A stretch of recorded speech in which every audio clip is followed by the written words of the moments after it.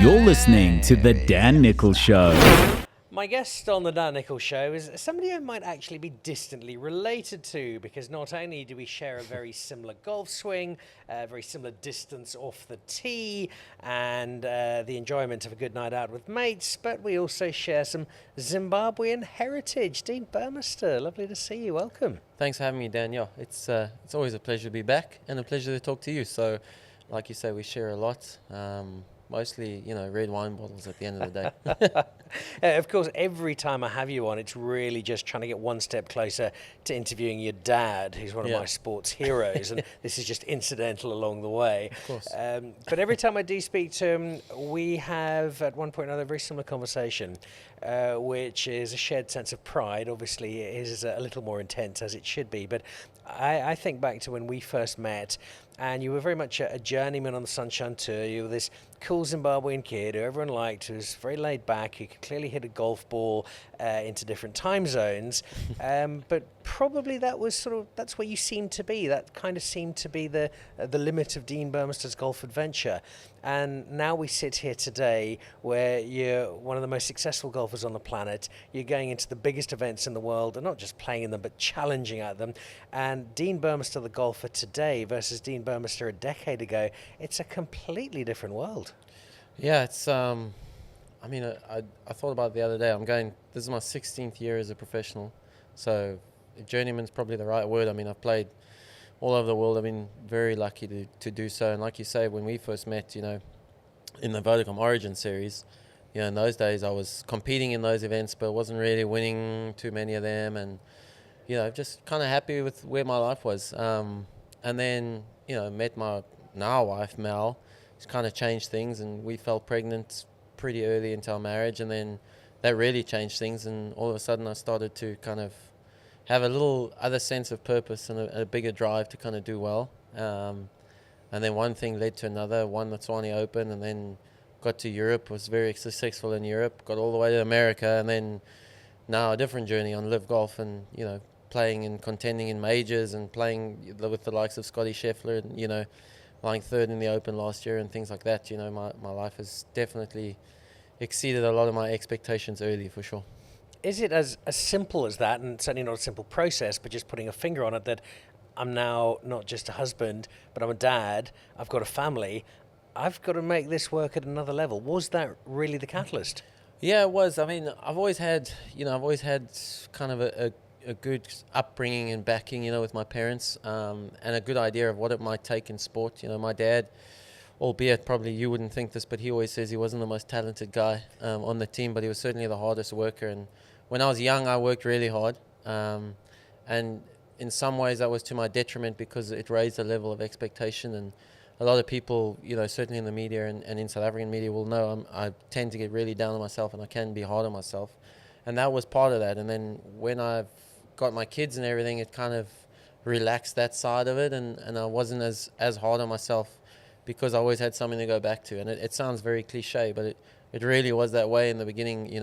If I missed the cut, it meant I got to go home to my son 2 days early. So it wasn't, I never really had a downside, whereas when I was younger, I kind of missed the cut, and, I had nowhere to go. I was stuck in like a Zambia or a Swaziland and couldn't afford to go home, and, change my flights and things like that. So, I was really down, feeling like I was wasting time, stuck somewhere where I shouldn't have been. And so I tended, that was difficult in those times. But then after my son came, and I started being more successful, and obviously had the financial ability to kind of travel and change flights and get home earlier and stuff, it was actually a good thing. And that, in a way, set a precedent to playing well, because when I went away, I knew I was going away for a reason. If I was going to go away, I was going to make sure I did well, because I didn't want to be away from everybody and far away from my life at home and what I had, if it wasn't for the right reasons. So then that changed everything. I chatted to Brandon Stone recently on the show, and he spoke about how getting that sense of balance, understanding that if I've shot 75, it is not the end of the world. There is more to life than just the golf course, and that's very similar to where you are now, having that perspective that's made you a better person and a better golfer. Yeah, definitely. I do think it's obviously played a massive role in making me not only, like you say, a better golfer, but a better person. don't get me wrong. When I'm still shooting 75, it feels like the end of the world while it's happening at times. But our responses to shooting 75 are a little different. yeah, true. It is that way. But Dan, like you say, we share a similar golf swing, so it can happen. We'll get there. We'll get there. When you won the China Open, there was genuine joy amongst the golf community, because there was a real sense of one of the good guys has won here. But there was also the question, right? Well, is this going to be a one-off? Is this the one flickering highlight of the Dean Burmester career? And very, very happily it hasn't been. But what was that process like? You've now got a look at the big time. You're not at the top table of the big time, but there is an entry point now where I guess on one hand this is really exciting. I could do something amazing, but then well, hang on, I'm not playing against the very best guys every week. This is going to be a little tougher. Yeah, it's I suppose you get an element of kind of that false sense of security and that fake it till you make it. You dream about it as a kid. Key philosophy of mine, really. Yeah, exactly. I mean, you just, I don't know. It's surreal at times. You get. I mean, I got to play with I played with DJ, Ram, and Bryson, my previous tournament. And you think about where I've come from, and the Big Easy Tour, and going through the South African amateur ranks before that, and never really featuring. I was good enough to be 12th in the country, but I was never winning the SA Amateur, and I was never going to play, in the British Amateur, and then turning professional and starting right in the grassroots in South Africa and working my way up.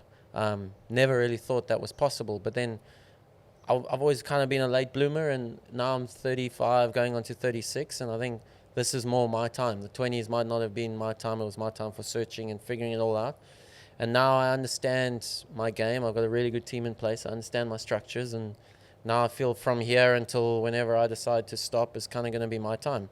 And it's been that way for a lot of guys. You look at it, Stenson was always really good, and then went away, then came back, was better. Richard Bland's an amazing story. Only won his first tournament at 48, and then a lot of other guys. So it's never too late. It's just it's a tougher and longer road than a Rory McIlroy or whoever else. Yeah, you've reeled off some massive names in golf very casually, because these are all mates of yours. Now, what was the first real starstruck moment post-China? I'm off playing on the tour, and I'm playing with this person, or I'm sitting next to this guy in the locker room. Do you remember what that was?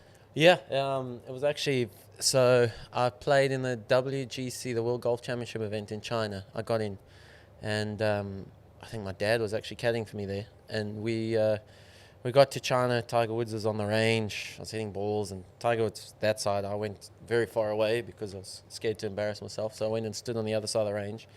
But the starstruck moment, I shot 6 under in the first round, which obviously totally surprised me. and the rest of us. Yeah, exactly. And then the second round, I got drawn with Paul Casey and Ricky Fowler in the second to last group.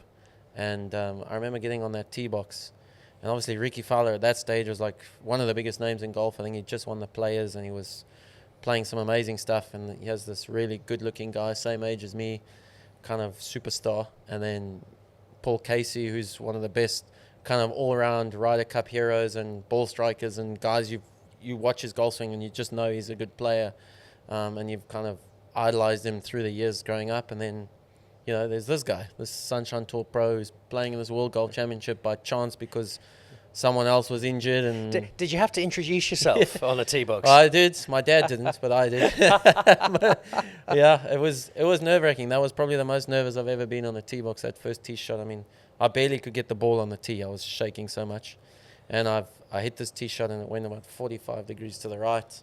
And then made a par and then birdied the next hole. And I was like, geez, I'm beating both of these guys. And here we go, And yeah, it just shows you this crazy game, But that moment when I got there, and I think DJ ended up winning that week or something. But to be able to kind of mix it for the first time there and have that starstruck moment was crazy cool. And that's so important to be able to succeed, is having a sense of belonging, understanding for yourself. Forget what the media or the friends or the fans or the golf community might say. You need to understand, I belong here, if you're going to have a chance of succeeding. Yeah, I think you've just got to convince yourself somehow. I mean, nobody who I've ever heard of that plays with Tiger Woods is ever comfortable.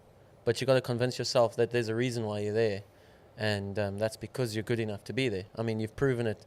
I shot 6 under on the first day that day, and that's why I'm there, because yesterday I played well, and I'm in this position because I've played well. And then you kind of just snowball from there, and it gets easier and easier and easier. It's like it's a similar dynamic to starting on the Sunshine Tour and anywhere else. The first time you get in contention is really difficult, and then the second time's a lot easier, and then the third time's easier, and then maybe you win the fourth time, maybe you win the 12th time.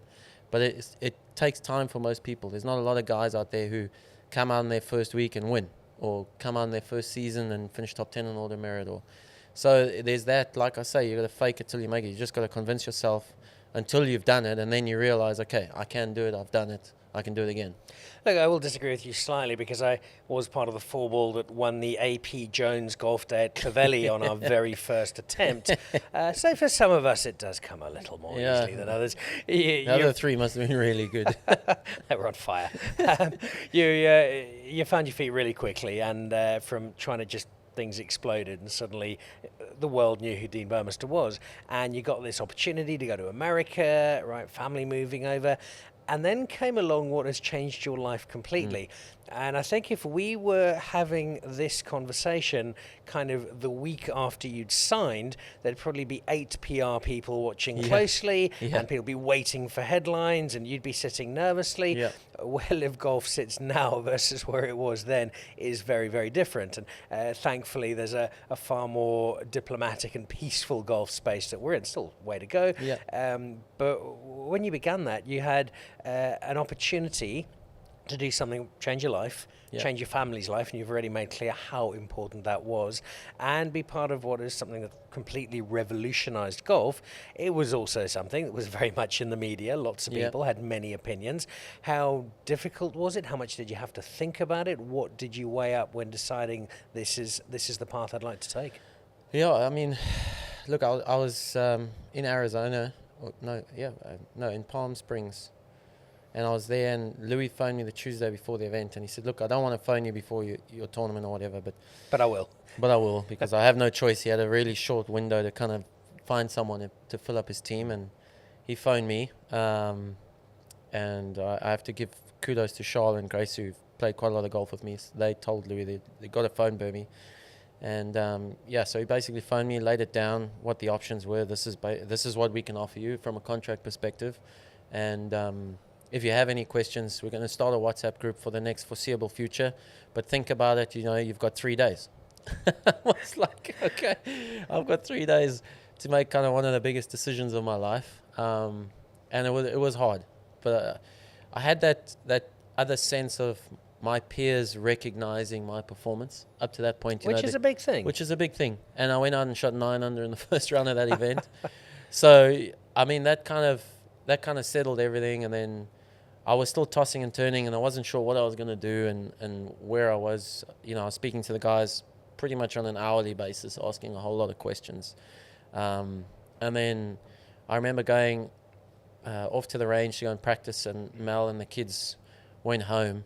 And I got home after a long range session and physio and everything at like 7 o'clock, and she'd made dinner, and we were putting the kids to bed, and she looked really emotional. I asked her what was wrong, and she didn't say anything. And then the kids got to sleep, and then we sat with a glass of wine, which one does, and and then we had a conversation. And she said, if I think about where we were and where we are, I'm very grateful. But 14 weeks a year, obviously you're going to be playing for a substantial amount of money, which is going to change our lives. But 14 weeks a year in time was her thing. And she explained everything to me as to, how lonely it was during COVID, and during, when I had to travel for 2 months because I wasn't allowed back to South Africa because I couldn't get out again, and things like that, and with the kids and all the sacrifices that she'd made. And when she laid it on the table and showing how emotional she was, that made me really emotional. And I basically phoned Louis that evening, and I said, right, I'm in. Decision made itself. Decision made itself. I mean, I'm not going to put my wife through that, because in the category I was in the PGA Tour, I was looking at playing 30 to 34 weeks that year anyway. And, we were then uprooting. We were in America. She wasn't going to see her family or my family. My kids were not going to see their grandparents. And it was going to be a whole different dynamic to life. And, from that first event, I felt like I'd made the right decision. I knew the product was good. I knew being part of that team was really good for me, and being able to learn from guys like Bryson and Brooks and DJ and Phil and Bubba and Louis and Charles and Brandon and so many amazing golfers in a close-knit environment was only going to improve my golf. So whatever the outcome was going to be, I thought I was going to be a better player for it anyway. So yeah, it's a decision, like you say, that changed my life. I've loved every single minute of it. It's amazing not only to obviously have the financial security and the playing security, but to have the opportunity, like you say, to compete against great players and still get to go and see my kids play a cricket game or play in a chess tournament or whatever it may be. It's been a great balance to my life, and it's been an amazing dynamic to kind of all four families in the Stinger community. But even with all of that, with the financial security, you've had some victories, you've played some incredible golf with amazing people, and all the time on the family. Is it still, though, enough to cancel out having to hear Louis sing to you on the plane as you're travelling from tournament to tournament? The serenading is certainly special. He genuinely does believe he can sing, doesn't he? Yeah, he's a great lip syncer. Let's put it that way. We do tend to turn the speaker up a little bit on the plane. and that friendship, I look and I see you guys when you're mucking about together, and the world sees it on social media. I get to see it a little bit more from time to time. It's more than just that you're teammates. You really are four genuine close friends.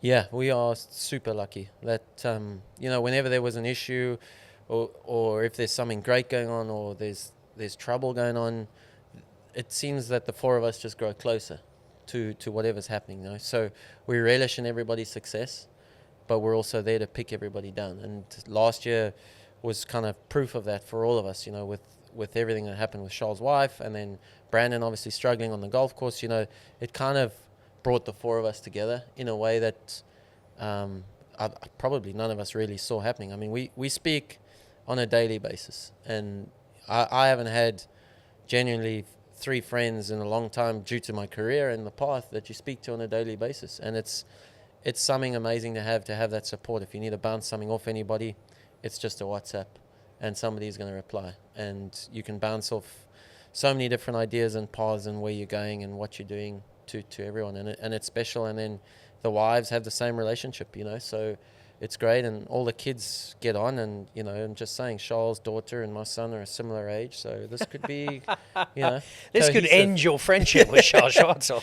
He owns a lot of guns, which worries me.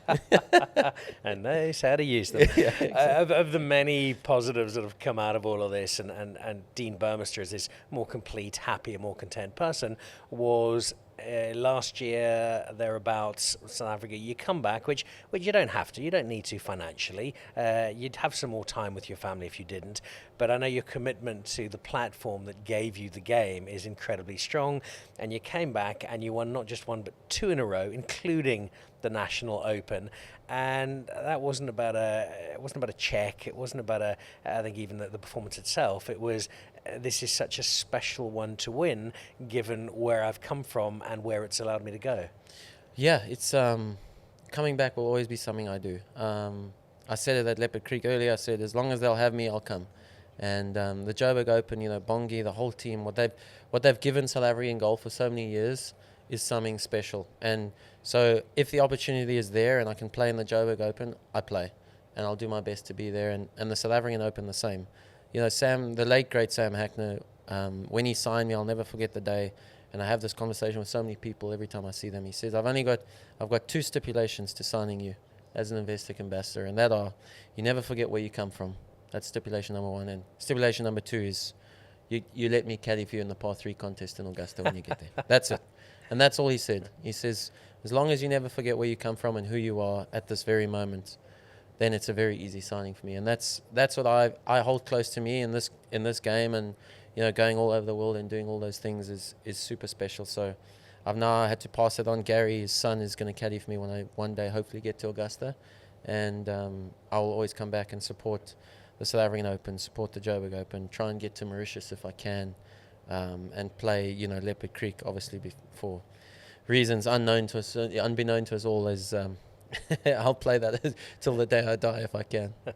There is going to be a bit of a queue for Gary Hagner. You very quickly signed the disclaimer form before you came onto the show, and there were two things on that. One was never forget where you've come from, and two is you will let Dan caddy for you in the par 3 contest at Augusta. So Gary Hagner, I'm afraid you're number 2 in that particular queue. But before we wrap up, I did mention your dad. We're hoping to get him on the show because he's a man who got not 1 but 2 World Cup wickets. Dean Jones and Sachin Tendulkar for Zimbabwe in the Cricket World Cup in about 1930. Nobody said they were both at Cow Corner, though. Into a very strong wind. But the other one is to say thank you to you, not just because you've been a great mate over the years and given me and so many others so much joy, but something that a lot of people realise is when you played in the Joburg Open just over a year ago and you won it, the day after, you had very kindly said you would come and play in the Dan Nicholl Invitational, my foundation's day. We raise money for Laureate Sport for Good Foundation.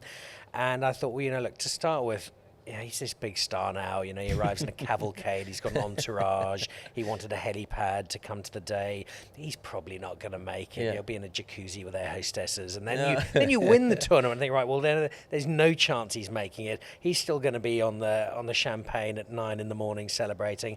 And then I get a phone call at about 10:30, and it's you. And I'm preparing myself. Look, be polite. He's won a tournament. It's perfectly understandable that he cancels. And there's this call. Dan, I'm really sorry. I went to the wrong course. I'm on my way. Not only did you get to the course, play the day, give some of the guests the most amazing time, but you then bought a pile of stuff at the auction, donated a great lot for the auction, and it just said so much to me about who you are and that all the success that you've had, and so well deserved. It has not changed you one bit, and I'm so admiring of that as much as I am anything else. So thank you. You have an open invitation to the Dan Nicholl Invitational. Louis, Charles and Gracie have to qualify, obviously, but you get to come straight in. And keep enjoying yourself and keep enjoying the success that you've got because you've worked so hard for it, and I genuinely could not be happier for you. Thanks so much, Dan. That means a lot. And that was a special day. I did that with a hangover, but I did manage to get the drinks cart going pretty early, about 12 o'clock, so I managed to get a couple of beers in to get rid of the headache. So. And the day only started at 12:30, so that was a really good effort. He is, amongst other things, an Investec South African Open champion. He is a DP World Tour winner. He's one of the stars of the Stingers on LIV Golf. But most importantly, he's just a wonderful, wonderful example of all that is good about working hard in sport and getting rich reward. Our special guest on the show this week, Dean Burmester.